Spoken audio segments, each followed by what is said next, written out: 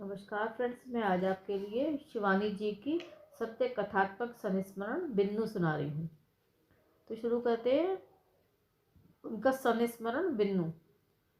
जब उसे पहली बार देखा तो निराशा ही हुई थी। ये क्या सचमुच वही थी? कैसा आश्चर्य था ये साधारण चेहरा, शुष्क काठ की गहरी देह और रुचिहीन पहनावा। पर तभी वो मुझे देखकर अचानक हंस पड़ी और शुष्क काठ सा पेड़ सहसा फूलों से भर उठा। वो विचित्र हंसी उसकी रसीली आंखों से बरसती कपोल चिबुक पर गुदे गोदने को भिगोती मुझे भी भिगो गई। चपेटा लाई हूँ, आपने मंगवाए थे ना। रंगीन लाख के उन चपेटों को मेरी मुट्ठी में थमाकर उसने मुझे फिर चपेटे खेलने का स्निग्ध स्मितपूर्ण आमंत्रण दिया। यही मेरा उससे प्रथम परिचय था। चपेटों के उन 5 मोहरों से ही हमारी मैत्री का प्रारंभ हुआ था। प्रत्येक किशोरी की भांति उन दिनों मेरी भी 2 ही मुख्य दुर्बलताएं थी, चपेटे और कच्ची अमिया। और दोनों की उत्सर्ग भूमि बनी थी मेरी वो नई सहेली बिन्नू। जेठ की आग उगलती बुंदेलखंडी दोपहरिया में वह पैरों के भारी भारी पैंजने झमझमाती, हाथ के अंकड़ा कंकड़ा खनखनाती, पिछले द्वार को खोलकर चुपचाप मेरे कमरे में धूप के टुकड़े सी सरक आती। ए छोटी जिज्जी, चपेटे खेलेंगी? ये देखो क्या लाई हूँ। अपनी उजली हंसी के साथ वो फिर अपना आंचल खोलकर कच्ची अमिया का वैभव दिखा फुसफुसा कर कहती, चलो एक बाजी खेल ले। जल्दी, माँ अभी भी सो रही है। मेरी माँ से वो बेहद डरती थी। यही नहीं, मुझे भी उसकी मैत्री का गहरा मूल्य चुकाना पड़ा था। कितनी बार समझा चुकी हूँ तुझे। माँ ने एक दिन कहा था, इसे मुंह मत लगा, ये नागिन असली नागिन की बच्ची है। काटो तो खून नहीं, काटो तो लहर नहीं, न जाने कितने घर बर्बाद कर चुकी है। एक तो दोनों ढींगड़ियों से चपेटे खेल कर कर धरती पीटती हो। कहा नहीं कि धरती पीटने से कर्ज होता है। गुट्टे खेल खेल कर उंगलियां भी भोतरी कर लेगी अभागी, तो कोई अंगूठा भी नहीं थामेगा। बस जहाँ बिन्नू आती, मैं माँ के कठोर निर्देश भूल भाल कर 5 गुट्टे थाम लेती। बिन्नू हमेशा कलफ की गई करकराती अबरख की चादर ओढ़ कर आती। उसकी उस चमचमाती चादर की मौलिक सुबास से आज भी मेरी स्मृति के नथने फड़क उठते हैं। कस्तूरी, हिना, केवड़ा, खश का पवित्र संस्मरण सम्मिश्रण मेरे पूरे कमरे को महका देता। बिन्नू चली जाती, तब भी वह मीठी सुगंध अगरबत्ती की अवसन धूम रेखा की भांति मेरे कमरे में बड़ी देर तक मंडराती रहती। जब कभी माँ मेरे कमरे में आती तो उसी सुगंध के सूत्र से जान लेती कि वहाँ कौन आया था। आज वो ढींगड़ी फिर आई थी क्या? ठीक है, कल से दोपहर में भी तू मेरे कमरे में सोएगी। उसी दिन से माँ का कठोर अनुशासन और कठोर हो गया। 2-3 महीने तक मुझे अपनी प्रिय सखी का चेहरा भी देखने को नहीं मिला। कच्ची अमिया लोलुप मेरा अबोध जो है ही नहीं तरसी। चपेटे खेलने वाली अद्भुत संगिनी का विरह भी मुझे दुर्बल करने लगा। उधर गर्मी की छुट्टियां खत्म होने को थी, तब भी कुंडा देव के मेले में उसकी सुगंधित चादर के सुगंध के सूत्र से मैंने उसे ढूंढ लिया। एक हाथ में धानी हरी चूड़ियां भर, वो दूसरे हाथ से चूड़ियां समेटती पास ही बैठे गुदनिया से मोलभाव कर रही थी। एक हाथ में राधा कृष्ण को दबाएंगी हम। ठुड्डी में तिकों ने 3 बुद्ध किया। 2 रुपए से एक ढेला भी ज़्यादा नहीं मिलेगा। अजीज ठुड्डी को हाथ में लेने का ही तुम्हें 2 रुपए दे देंगे सरकार। गोदने वाले की कुटिल हंसी और बिन्नू की उससे भी कुटिल हंसी का प्रत्युत्तर देख मैं से स्तब्ध हो गई। तब क्या माँ ठीक ही कह रही थी? आकाश में चादर उड़ा उन्हें किसी भी कोण से जादुई शक्ति से मुट्ठी में बांधने वाली मधुर कंठ से एक लंबे फाक के मोह जाल में श्रोता को मोहने वाली आश्चर्यजनक तेजी से शाखा मृगी सी ऊंचे ऊंचे पेड़ों पर फुदक कच्ची अमियाँ तोड़ने वाली मेरी वन मृगी सी चंचल सखी क्या सचमुच ऐसी थी? यदि नहीं थी तो गोदने वाले के कुटिल आह्वान को 2 चप्पल मार उसने वहीं क्यों व्यर्थ नहीं कर दिया? मुझे शायद उसने देखा नहीं था। इसी से रेशमी रुमाल की गांठ खोल चूड़ी वाले के पैसे चुका वो फिर से गोदने वाले के पास खिलवाड़ की सी मुद्रा में घुटने टेक कर बैठ गई। गुनगुनाकर गोदने वाले ने उसके सुडौल चुबुक को अपने सांवले हाथों में थाम लिया। मैं चुपचाप पीछे खिसक गई। मेले में फिर मेरा मन नहीं लगा। अनमयस्का सी जमदाड़ नदी के घाट के पत्थर पर चुपचाप जाकर बैठ गई। दोनों पैर शीतल जल में डुबाए ही थे कि आंधी के तीव्र झोंके सी वो न जाने कहाँ से आकर मुझसे लिपट गई। लो, हम ढूंढते ढूंढते मर गई और सारा मेला छान डाला और ये यहाँ बैठी हैं। चादर की वो मदमस्त सुगंध उस दिन और भी तीव्र लग रही थी। देखो छोटी जिज्जी, हम नया गोदना गुदवाए हैं, कैसे लग रहे हैं हम, देखो तनी। गोल गोल गोरे गोरे चुबक पर सद्य गुदे गोदने की स्याही हल्की सी फूल कर उभर आई थी। आंखों में खिंचे सुरमे की प्रगाढ़ रेखा, ललाट पर लगी टिकली विलासी प्रथुल अधरों पर पान की लालिमा उस लास्यमयी के सौंदर्य को अद्भुत आभा प्रदान कर रहे थे। काहे रूठी हो जिज्जी, उसने अब अपना चिबुक मुझे बाहों में मेरे उठाकर और मेरे कंधे पर रख दिया। हम क्या करें, माजी ने हमें कोठी पर आने को मना कर दिया है। ठीक ही तो है छोटी जिज्जी, हमें आने ही कौन देता है, जहाँ जाते हैं वहीं से दुत्कार दिए जाते हैं।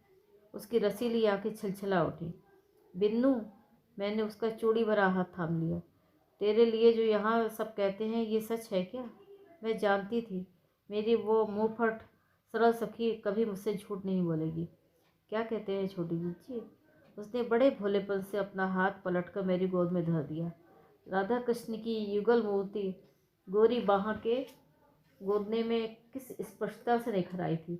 बंकिम मुद्रा में बंशी बजाते नटवर नागर पाश में खड़ी ब्रज भानुसुता उसी युगल जोड़ी के नीचे गुदिए पंक्ति के अक्षरों पर बिन्नू ने फिर अपनी आंखें झुका ली थी। जय राधे श्याम। पता नहीं इस गोदने का भी अभागिनी ने कैसा मुंह चुकाया था। क्या कहते हैं, तुझे पता नहीं? देख मेरी ओर। मैंने उसका झुका हुआ चेहरा उठाने की चेष्टा की तो वो मेरी गोदी में ही सिर छिपा फूट फूट कर रो पड़ी। कब तक उस अश्रुसिक्त चेहरे को गोद में ही धरे मैं निशब्द वहाँ बैठी रही, पता नहीं। जब हम उठी तो संध्या घनायमान हो उठी थी। किसी भी निरर्थक प्रश्नोत्तरी के लिए अब हमारी मैत्री में कोई गुंजाइश नहीं रह गई थी।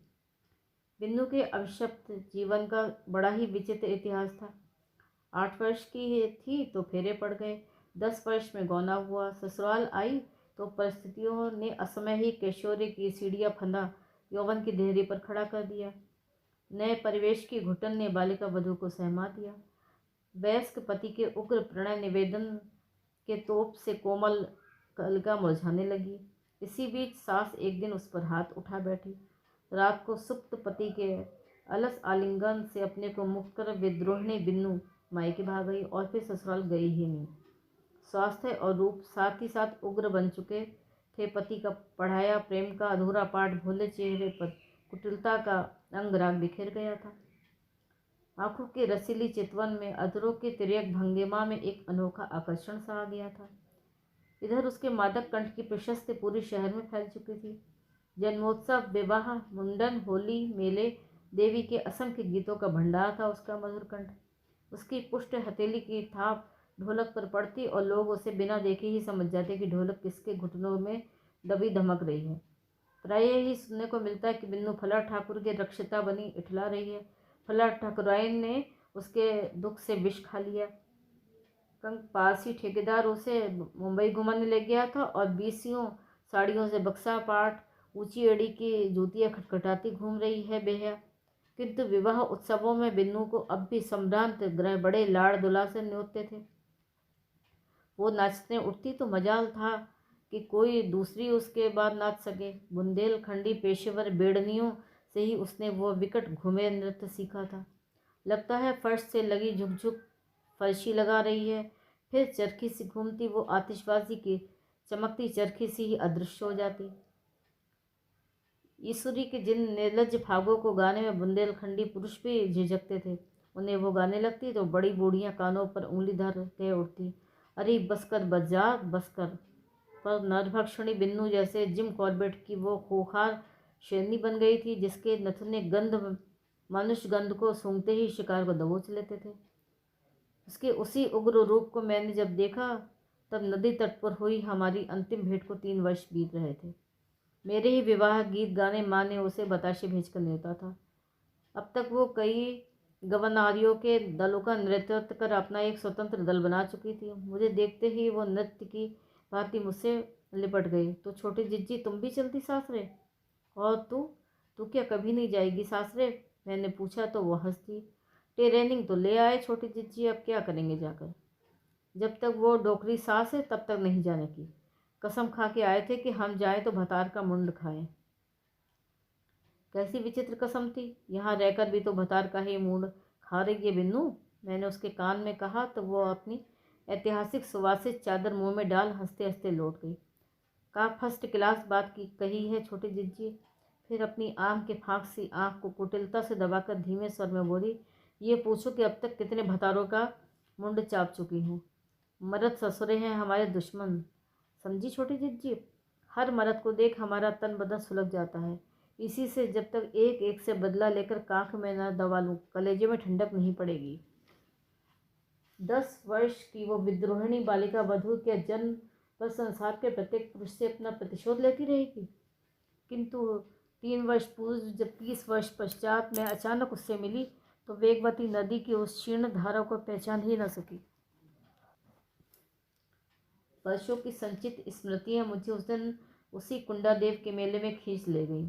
एक परिचित मंत्री की झंडा लगी कार से मुझे उतरती देख सरल ग्रामीणों की भीड़ मुझे आंख फाड़ फाड़ कर देख रही थी। तभी मैग्नोलिया के सुवासित झोंके की भांति उस परिचित सुगंध की सिहरन मुझे सहला गई। मैंने विस्फारित संधानी दृष्टि से इधर उधर देखा। भग्न दांतों की दिव्य मुस्कान बिखेरती वो भीड़ चीरकर मुझसे लिपट गई।